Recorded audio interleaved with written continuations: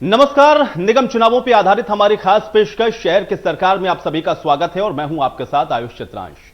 राजस्थान में शहर की सरकार को लेकर पहले चरण में कल वोटिंग होनी है और पहले चरण के तहत जयपुर हेरिटेज, कोटा उत्तर और जोधपुर उत्तर के कुल 6 नगर निगमों के लिए 560 वार्ड के लिए चुनाव होगा।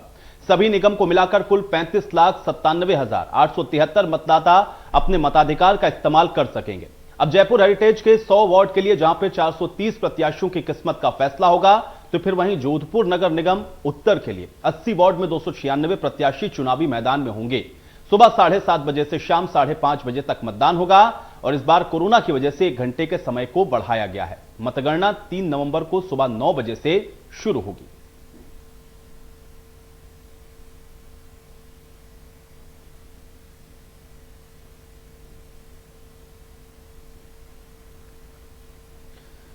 तो 100 वार्ड में कल वोटिंग होगी, आपको बता दें, और कल की वोटिंग को लेकर के जो तैयारियां हैं वो पूरी हो गई हैं। 100 वार्ड में कल वोटिंग होगी और मतगणना 3 तारीख को होगी। तो कल पहले चरण के लिए वोट डाले जाएंगे। 2,500 से ज्यादा सेंसिटिव बूथ की पहचान हुई है। इसके अलावा सुरक्षा के जो इंतजाम है वो भी मुकम्मल कर लिए गए हैं। 1500 होमगार्ड, आरएसी बटालियन को भी तैनात किया गया है। तो प्रथम चरण का जो मतदान है वो कल होना है और वोटिंग के दौरान ड्रोन से भी निगरानी रखी जाएगी। तो सुरक्षा के जो इंतजाम है वो मुकम्मल है। तो वहीं आपको यह भी बता दें कि 1 नवंबर को मतदान होगा और प्रथम चरण के लिए जयपुर में हेरिटेज के कल 100 वार्ड के लिए वोटिंग होगी। चुनाव को लेकर के पुलिस प्रशासन ने अपनी कमर कस ली है। शांतिपूर्ण तरीके से चुनाव कराने के लिए पोलिंग बूथ पर करीब 5,000 से ज्यादा पुलिस बल को तैनात किया गया है। साथ ही चुनाव करवाने के लिए 1500 होमगार्ड और आरएसी बटालियन को भी तैनात किया गया है। पुलिस ने 2500 से ज्यादा सेंसिटिव बूथ को ट्रेस किया है और अतिरिक्त पुलिस कमिश्नर राहुल प्रकाश के मुताबिक इस दौरान ड्रोन के जरिए चप्पे चप्पे पर पुलिस की नजर रहेगी। ऐसे में एहतियात के तौर पर लगातार पुलिस की ओर से दिन और रात गश्त यहां पर की जा रही है।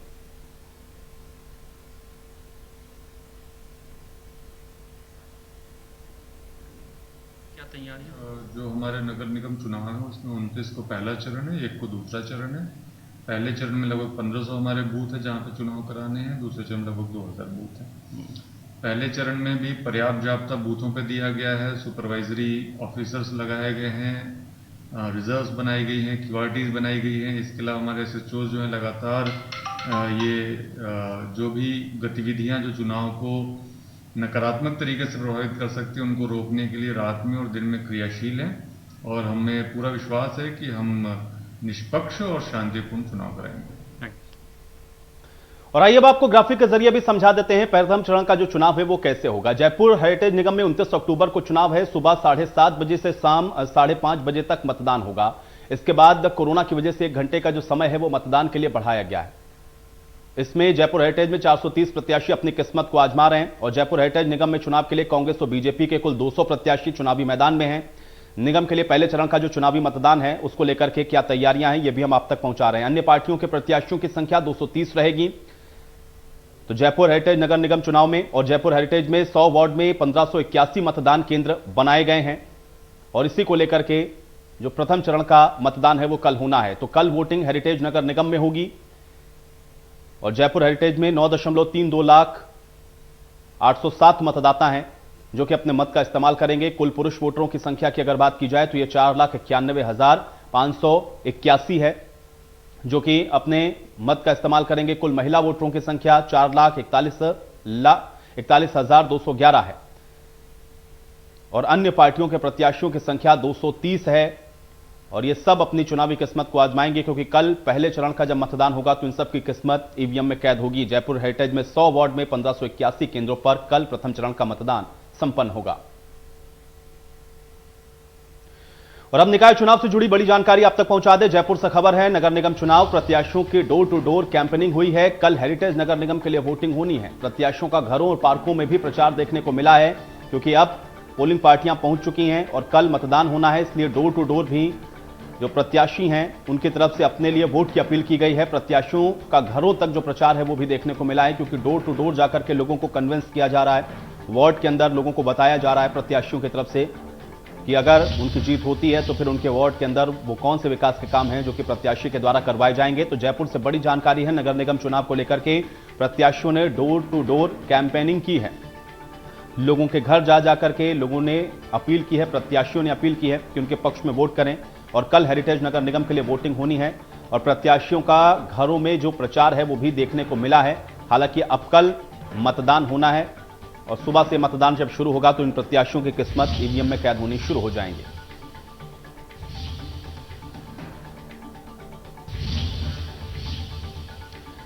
और अगली बड़ी खबर भी जयपुर से ही है, क्योंकि वोटिंग के मद्देनजर सूखा दिवस घोषित किया गया है। हेरिटेज जयपुर और ग्रेटर जयपुर में सूखा दिवस है। आबकारी विभाग का यह आदेश है और आदेश के बाद आपको बता दें कि शराब की दुकानों को बंद कर दिया गया है। शराब की दुकानें 30 अक्टूबर तक बंद हैं। आबकारी विभाग ने विशेष टीमों का गठन किया है ताकि यह सुनिश्चित हो सके कि इन इलाकों में जो शराब की बिक्री है उस पर पाबंदी रहेगी। आदेश के बाद शराब की दुकानों को बंद किया गया है। यह बड़ी जानकारी।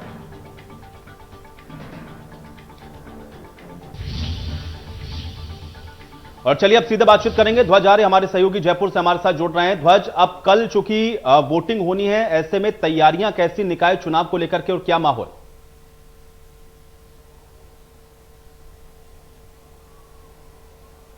देखिए, निश्चित तौर पर जो तैयारियां हैं, पुलिस की तैयारियां वो पूरी तरीके से जो है पूरी हो चुकी हैं। माकूल तैयारियां पूरी हो चुकी हैं। उसके साथ साथ में जो एडिशनल कमिश्नर है राहुल प्रकाश ने ये जानकारी दी है कि राजधानी जयपुर में जो नगर निगम के जो चुनाव हो रहे हैं उसके जो पहले चरण में जो कि 100 सीटों पर चुनाव होने और 430 जो उम्मीदवार होंगे उनकी किस्मत जो है ईवीएम मशीन में कैद होगी। तो पूरी तरीके से जो जानकारी उन्होंने दी है वो उस जानकारी के तहत जो है 5000 से ज्यादा पुलिसकर्मी तैनात होंगे पूरे जयपुर शहर में जो हेरिटेज में जो चुनाव होने हैं जो वार्डों में, और 1500 होमगार्ड जो है पूरी तरीके से तैनात होंगे। 7 अलग अलग कंपनियां, पुलिस की जो अलग अलग कंपनियां हैं इलाकों में तैनात हुई। 2500 से ज्यादा जो सेंसिटिव जो पोलिंग बूथ है वो ट्रेस कर लिए गए हैं पुलिस की तरफ से। वहां सादा वर्दी में जो पुलिसकर्मी हैं तैनात किए जाएंगे और कहीं ना कहीं कि ऐसे बूथ जहां लग रहा है कि ज्यादा सेंसिटिव है तो वहां पर ड्रोन के जरिए निगरानी रखी जाएगी। तो ये एक बड़ी तैयारी है पुलिस की तरफ से कर ली गई है। उसके साथ साथ में आबकारी विभाग ने भी जो है सूखा दिवस कल से घोषित कर दिया है और उसके तहत जो है सारी जो दुकानें हैं, शराब की दुकानें सब बंद रहेंगी और उसके अलावा ये जो दुकानें बंद रहेंगी और किसी प्रकार से जो है शराब की बिक्री ना हो उसके लिए टीमों की भी जो अलग अलग टीमों का भी गठन कर दिया गया है। तो पुलिस की जो तैयारियां हैं काफी माकूल हैं और उसके तहत ये पुलिस का जो पहला ध्येय है उनका ये कहना है एडिशनल कमिश्नर राहुल प्रकाश का कि पूरी तरीके से ये जो मतदान है शांतिपूर्वक तरीके से हो, इसके लिए पुलिस जो है पूरी तरीके से अब चाक चौबंद है। जो टीम उन्होंने बनाई है वो टीम को जो अलग अलग जो है पोलिंग बूथ पर भेज दिया गया है। देर रात तक सारी जो टीमें हैं पुलिस की जो टीमें हैं पहुंच जाएंगी और पुलिस के जवान जो है पोलिंग बूथ पर अपना मोर्चा संभालेंगे। कल सुबह 7:30 बजे से वोटिंग शुरू होगी और शाम को 5:30 बजे तक ये वोटिंग का टाइम रहेगा। हालांकि 1 घंटे का जो समय है, जैसा कि आपने बताया है कि कोरोना की वजह से 1 घंटे का समय बढ़ाया गया है और उसके साथ साथ में जो पुलिस की जो तैयारी है वो पूरी तरीके से माकूल है। बिल्कुल ध्वज, देखिए यही बड़ा महत्वपूर्ण है क्योंकि निगम चुनावों में या कोई भी चुनाव अभी हाल में जो भी हो रहे हैं उसमें बड़ा परिवर्तन देखने को यह मिल रहा है क्योंकि कोरोना की गाइडलाइन का भी पालन करवाना ये एक बड़ी जिम्मेदारी है। इसको लेकर के वहां पर प्रशासनिक व्यवस्थाएं किस तरीके से दुरुस्त आपको नजर आई और खासतौर से वो अगर पोलिंग स्टेशन की हम लोग बात करें तो आप भी जाहिर बात है कि आप गए होंगे, क्या वहां पर व्यवस्थाएं आपने देखी हैं जो अब तक मुकम्मल हो चुकी हैं? कोरोना की गाइडलाइन का पालन कैसे हो पाएगा?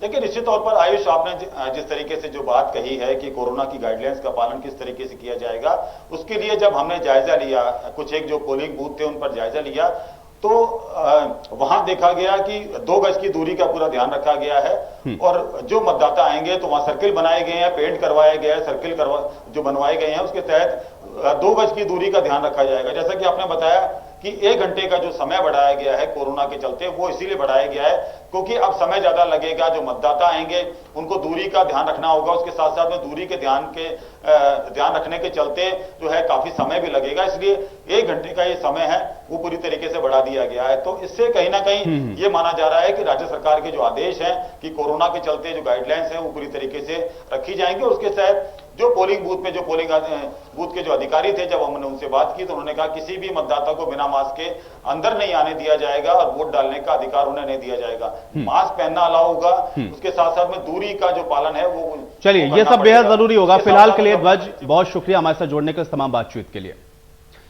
तो कोटा उत्तर नगर निगम के लिए गुरुवार को मतदान होगा और वोटिंग को लेकर के प्रशासन अब जोर शोर से लगा हुआ है, क्योंकि वोटिंग के लिए पोलिंग दलों की कॉमर्स कॉलेज से रवानगी शुरू हुई है। इस दौरान अधिकारियों को पोलिंग दलों को निर्देशित किया गया है, क्योंकि पोलिंग दलों के रवानी से पहले उनको अंतिम प्रशिक्षित किया गया है। ये पोलिंग दल कोटा उत्तर के 555 पोलिंग बूथ की कमान को संभालेंगे। चुनाव के लिए प्रशासन काफी दिन से तैयारी कर रहा था और आज तो ये उसकी रवानगी है। सब व्यवस्था है, सबको जो भी चुनाव आयोग के जो मानदंड है और जो उनकी प्राथमिकता है और जो उन्होंने प्रक्रिया तय करके उसके अनुसार कर रहे हैं। विशेष कर ये कोविड काल में जो ये चुनाव हो रहे हैं तो कोविड की जो प्रोटोकॉल है उसका भी कड़ाई से पालन करेंगे और कोशिश करेंगे कि कोई भी कर्मचारी हमारे इस चुनाव के कारण कोई कर्मचारी कोविड से नहीं हो। और सबको हमने शुभकामना देकर रवाना कर दिया पार्टी सामान लेकर। और चलिए अब सीधे कोटा का रुख कर लेते हैं। नितिन हमारे सहयोगी वहां से जुड़ रहे हैं। नितिन, ये बताइए, क्योंकि कल अब मतदान होना है, ऐसे में जो तैयारियां हैं वो किस प्रकार की कोटा के अंदर आपको देखने को मिली? बिल्कुल, देखिए, अगर कोटा की बात की जाए तो कोटा में भी पूरी तरह से तैयारियां कर ली गई है। आज कॉमर्स कॉलेज में इस समय भी हम मौजूद हैं और अभी भी आप देख सकते हैं। आपको मैं एक बार दिखाना चाहूंगा कि यहाँ पर भी अभी भी जो मतदान दल है उनको ईवीएम मशीन दी जा रही है। अभी भी जो जानकारियां है वो दी जा रही है, रवाना किया जा रहा है। दोपहर से ही ये क्रम शुरू हो चुका था और मतदान दल जो है वो यहाँ से रवाना होना शुरू हो चुके थे। कोटा उत्तर की बात की जाए तो 70 यहाँ पर कुल वार्ड है, जिनमें 225 प्रत्याशी मैदान में हैं। 555 केंद्र यहाँ पर मतदान केंद्र बनाए गए हैं। इनमें भी अगर बात की जाए तो देखिए 302 वास्तविक मतदान केंद्र है, लेकिन चूंकि कोरोना संक्रमण की स्थिति है, ऐसे में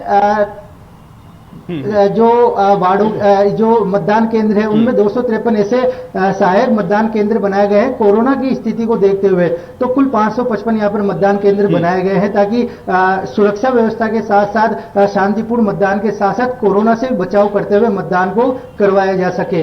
1,70,000 करीब पुरुष मतदाता और 1,61,000 करीब महिला मतदाता, 3,32,655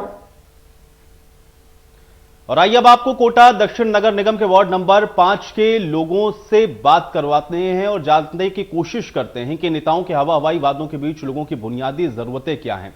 हमारे संवाददाता ने लोगों की मिजाज को जानने की कोशिश की है तो हमने ये पाया है कि लोग पट्टों को लेकर के परेशान हैं। और किस तरीके की परेशानियां हैं आप भी सुनिए।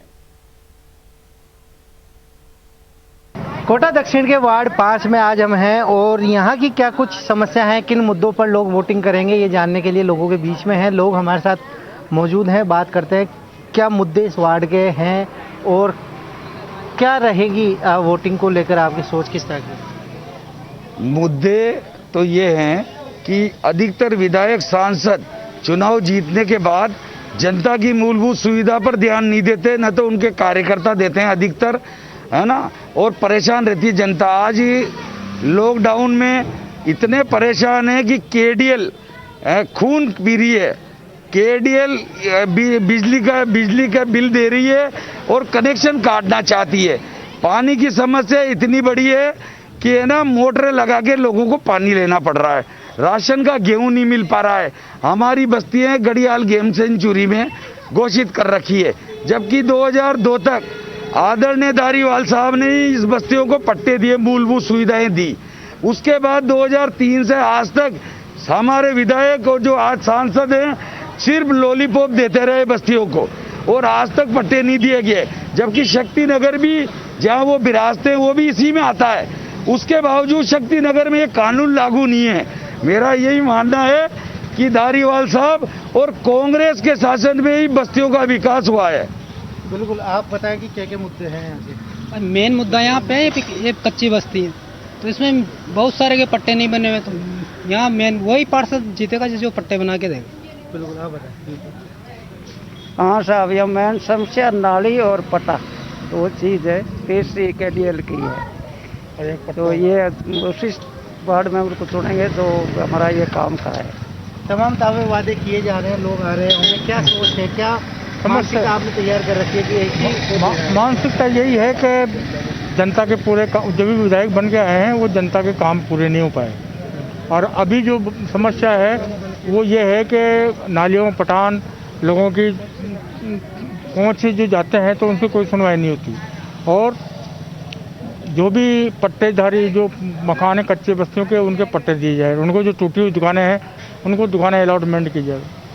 और उनको बिल्कुल साफ तौर पे आप बताएं कि क्या लगता है किस तरह का प्रत्याशी? हमें एकदम साफ छवि वाला प्रत्याशी हमें चाहिए, जो कि हमें मिल चुका है कांग्रेस के जितेंद्र। बिल्कुल साफ तौर पे हम बात करें तो लोगों का यही कहना है कि वार्ड में जो है समस्याएं जो है नाली की है, इसके अलावा पट्टों की बड़ी समस्या यहाँ पे बताई गई है। लोगों का यही कहना है जो इन कामों को पूरा करवाएगा। लोग आ रहे हैं, प्रत्याशी जो है दावे कर रहे हैं, वादे कर रहे हैं, लेकिन लोगों ने मानसिकता बना ली है कि आखिर किस तरह का प्रत्याशी उन्हें चुनना है और वोटिंग वाले दिन ये अपने प्रत्याशी को चुनने के लिए अपने मताधिकार का प्रयोग करेंगे। सहयोगी आकाश के साथ नितिन शर्मा, इंडिया न्यूज़, कोटा। तो जोधपुर में नगर निगम उत्तर के चुनाव के लिए मतदान की पूर्व संध्या पर हमारे संवाददाता ललित परिहार ने वोटर की समस्याओं को जानने की कोशिश की है। उत्तर नगर निगम के पुराने शहर के बंबा मोहल्ले इलाके में मुस्लिम बहुल इलाके में लोगों की समस्याओं को लेकर के खुलकर बातचीत हुई है।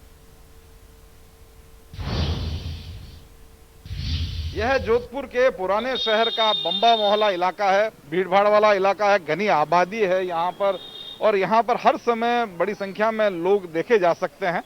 इनमें से बहुत से लोग यहाँ मौजूद हैं जिनसे हम बात करते हैं। तब नगर निगम चुनाव कल हो जाएंगे, कल नगर निगम के चुनाव उत्तर के जो हैं उसके लिए वोटिंग होगी। क्या मानते हैं आपका प्रत्याशी कैसा होना चाहिए, जो आपके काम करे, जो नगर निगम से जुड़े हुए काम है वो काम करे? क्या मानते हैं आप? ये भैया नदीम साहब खड़े हैं, अच्छे आदमी है। बढ़िया आप सब समझते नहीं। ये आज जिंदगी में पहली बार आ रही है और काम कराने वाला लड़ाई का आदमी है। ये बहुत अच्छा आदमी है और इसकी चलना चाहिए। बहुत एवन आदमी है ये। क्या काम क्या करने चाहिए? कार्य काम ये मतलब सफाई हुई, ये काम होने चाहिए। लाइट का काम हुआ, और भी काम है, और लोगों की बात मानना चाहिए जो उनको अच्छा लगे कि बात सही है। धन्यवाद। आपको क्या लगता है दादा? मैं यहाँ का नहीं हूँ साहब। अच्छा, यहाँ के रहने वाले नहीं। नगर निगम में कैसा आदमी जीतना चाहिए? नेक, ईमानदार, काम करने वाला, ताकि काम क्या करे? वार्ड में अच्छा काम कराए। ये इतना आक्रमण हो रहा है, अतिक्रमण हो रहा है, इसको हटाए। रोड साफ सुथरी हो, कानून व्यवस्था भी अच्छी होनी चाहिए और हर एक के में मदद करना चाहिए। आप क्या कहेंगे? मैं क्या बोलूँ साहब, बोल दिया इसने। बोलो। हमारे बोलने भाई साहब तो आगे जा। चलो कोई नहीं था। अब वहीं बैठे मैं आता हूँ आपके पास में। कल नगर निगम के उत्तर का जो है, नगर निगम उत्तर, उसके लिए कल वोटिंग होगी। कैसे प्रत्याशी को वोट देना चाहिए, कौन जीतना चाहिए? मतलब नाम नहीं पूछ रहा मैं आपसे, मैं ये पूछ रहा हूँ क्या काम। देखिए, एक रात इंदौरी का शेर है, जो हुआ नहीं वो छप कर अखबार में आ जाएगा, जो हुआ नहीं वो छप कर हादसा बनकर अखबार में आ जाएगा। चोर उचक्कों की करो कद्र, पता नहीं कब कौन किस सरकार में आ जाएगा। बस उसको नहीं चुने। दोनों की दोनों पार्टी। आप मतलब वोट देने नहीं जाएंगे? हाँ, तो कैसे जाएंगे वोट देने के लिए? जो भी खड़ा है वो सब चोर खड़े हैं। साहूकार तो आप क्या कहेंगे? एक्चुअल में इलेक्शन पैसों की माया हो गया है। इस इलेक्शन में सिर्फ जैसे कांग्रेस ने लिस्ट जारी नहीं की, केवल उन लोगों को टिकट दिया है जिनकी भिखारी की तरह हमारे पास वोट मांगना आते हैं। ठीक है ना, ये दुनिया के सबसे बड़ा चोर यही है, और हमें वोट देना है। इन चोरों को दूर रहो और हमारा वोट हम खाली डाल देंगे। ये बंबा मोहल्ला के लोगों ने अपनी बेबाक राय यहाँ पर जताई है। ज्यादातर लोग कहते हैं कि इन चुनावों का कोई फायदा नहीं है, जबकि कुछ लोगों ने यह भी कहा कि तो निगम चुनाव को लेकर हमारे संवाददाता ने जयपुर में भी वार्ड वासियों से उनकी समस्याओं को जाना है, क्योंकि कल जयपुर नगर निगम हेरिटेज के लिए वोट डाले जाएंगे। ऐसे में चुनाव से एक दिन पहले हमारे संवाददाता अक्षय जायसवाल ने आम जनता के साथ बातचीत की है। आप भी सुनिए।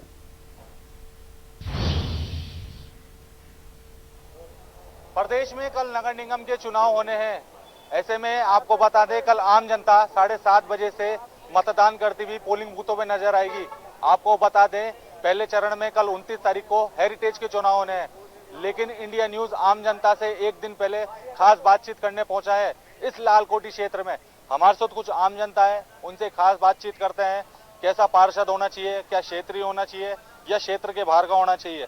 सर, किस तरीके का पार्षद चाहते हैं आपकी बार क्षेत्र में? जी सर, मैं इस तरीके का पार्षद चाहता हूं कि जैसे मेरा जो क्षेत्र है उसमें जैसे सबसे पहले तो गंदगी न फैले और ये साफ सुथरा क्षेत्र रहे, और यानी कि सड़कें भी इस प्रकार से हो कि दुर्घटना कम हो, और यानी कि अच्छा वातावरण रहे यहाँ पे, और राजी खुशी, यानी कि आप मान के चलो कि कितना भी आपको ये रोड वगैरह, कई बार आप देखते होंगे यहाँ पे खड्डे वगैरह रहते हैं, उनको पूरा भरवाया जाए और एक रोड समतल कराई जाए। मैं इस तरीके का पार्षद चाहता हूँ जो अपने क्षेत्र को बना के चले और एक अच्छी तरीके का एक वातावरण देकर चले। आपका कहने का मतलब है काम कराने वाला पार्षद चाहिए जो काम करा सके क्षेत्र का। किस तरीके का पार्षद चाहते हैं, क्षेत्रीय होना चाहिए या बाहर का होना चाहिए? नहीं, पार्षद तो क्षेत्रीय होना चाहिए। भाई क्षेत्र में रहेगा तभी कल को जीत के आएगा तो उसको पकड़ सकते हैं भाई कोई भी काम कराने के लिए। देखो अभी ऐसा है, ग्रेटर और इसका हेरिटेज का भी नए नए चुनाव, ये इतने वार्ड बने तो थोड़ा समझने आई निगम के पास क्या क्या काम आते हैं, क्या करेगा वो यहाँ पे आकर के। हमको तो मेन चीज ये, देखो निगम का मेन काम साफ सफाई का है, तो साफ सफाई तो क्षेत्र में रहनी चाहिए भाई। जैसे जैसे जनसंख्या बढ़ रही है वैसे वैसे गंदगी का भी देखो प्रकोप बढ़ रहा है, क्योंकि इतने डंपिंग यार्ड नहीं है, गाड़ियाँ टाइम से आती नहीं आती है। पार्षद रहता है तो पार्षद उनको हड़का भी सकता है गाड़ी वालों को, भाई आप टाइम टू टाइम लोगों के पास जाया करो। और जो भी और मेन चीज है सिक्योरिटी की, कॉलोनी वालों को सिक्योरिटी चाहिए। आजकल लाल कोठी में अभी गत दिनों में कई वारदातें हुई वाहन चोरी की, ठीक है, स्टूडेंट एरिया है और असामाजिक तत्व भी कई आ जाते हैं स्टूडेंट के बेस में जो यहाँ पे गलत गतिविधि। तो सीसीटीवी कैमरे जरूर लगने चाहिए। थाने में भी मीटिंग होती है लेकिन सीसीटीवी कैमरे कहीं नहीं मिलते, और आजकल सीसीटीवी कैमरे बहुत बड़ी चीज है जो अपने क्षेत्र को एक सुरक्षित रख सकते। आप अपने पार्षद से मुद्दा उठवाएंगे कि सीसीटीवी कैमरे हो, महिला सुरक्षा की साफ तौर पर यहाँ पे इन भाई साहब ने बहुत अच्छी बात कही कि महिला सुरक्षा होनी चाहिए, हर क्षेत्र में सीसीटीवी कैमरे होने चाहिए। तो किस तरीके से देखते हैं सीसीटीवी कैमरे? अगर कोई पार्षद चुन के आता है, 3 तारीख को रिजल्ट है, तो कितने दिनों में लग जाने चाहिए अगर वो पार्षद बनी रहे? भाई जैसे भी वो अपना पार्षद अपना पदभार संभालता है, जैसे उसको बजट, वो जल्दी जल्दी ये कोशिश करे कि अपना बजट पास करा के सबसे पहले इस काम को करवाए कि अपना एरिया जो है सुरक्षित कैसे हो। जो एक तीसरी आग जो सबको देख रही है वो उसकी वजह से यहाँ के जो भी वासी हैं वो सुरक्षित महसूस करें अपने आप को। हाँ भाई कल को कोई वारदात कर भी जाता है कोई, तो पता है कि भाई अपन इस चीज को पकड़ सकते हैं, ठीक है। और पुलिस ने क्षेत्र को सुरक्षित रखने की इन्होंने साफ तौर पर बात कही है। अपने क्षेत्र को सुरक्षित रखे, ऐसा पार्षद चुन के आए तो ही आम जनता यहाँ पे वोट देगी। कोरोना काल चल रहा है, कितनी भयानक बीमारी थी, पूरा देश हाहाकार में था। कितनी सोशल डिस्टेंसिंग की पालन रखेंगे और आम जनता को बताएंगे? देखो निश्चित रूप से इस महामारी से पूरे दुनिया में हाहाकार मचा है, तो निश्चित रूप से आम जन को, हर व्यक्ति को सोशल डिस्टेंसिंग का पालन करना चाहिए। और आने वाले वक्त में जो अभी इतनी महामारी फैली है, ये नहीं फैले उसको लेकर के वार्ड के अंदर साफ सफाई को लेकर के विशेष पार्षदों को ध्यान देना चाहिए, सुरक्षा को लेकर ध्यान देना चाहिए। महिलाओं की सुरक्षा बहुत महत्वपूर्ण चीज है। पानी की व्यवस्था करनी चाहिए पूरे वार्ड की। जो भी पार्षद जीते उस पार्षद को पूरे वार्ड के बारे में पता होना चाहिए, उस वार्ड की समस्याएं उनको पता होनी चाहिए, क्योंकि जब तक वार्ड पार्षद को समस्याओं का नहीं पता होगा तो समाधान कैसे करेगा। इसलिए हम चाहते हैं कि पढ़ा लिखा पार्षद बने, जो पूरे वार्ड को जानता हो, पूरे वार्ड की जिम्मेदारी को अच्छे से निभा सके, वहां जाकर के बोल भी सके। इस तरह के पार्षद बने जिससे कि पूरे वार्ड में साफ सफाई से लेकर तमाम चीजों का ध्यान रखा जा सके। आपका भी ये कहना है कि वार्ड का ही होना चाहिए जिससे कि उसको हर चीज की नॉलेज हो, उस क्षेत्र की आम जनता तक पहुंच सके और जनता उसके तक पहुंच सके। जिम्मेदार व्यक्ति की आपने साफ तौर पर बात कही। हमारे साथ एक बुजुर्ग व्यक्ति भी है, किस तरीके का पार्षद चाहिए अब की बार?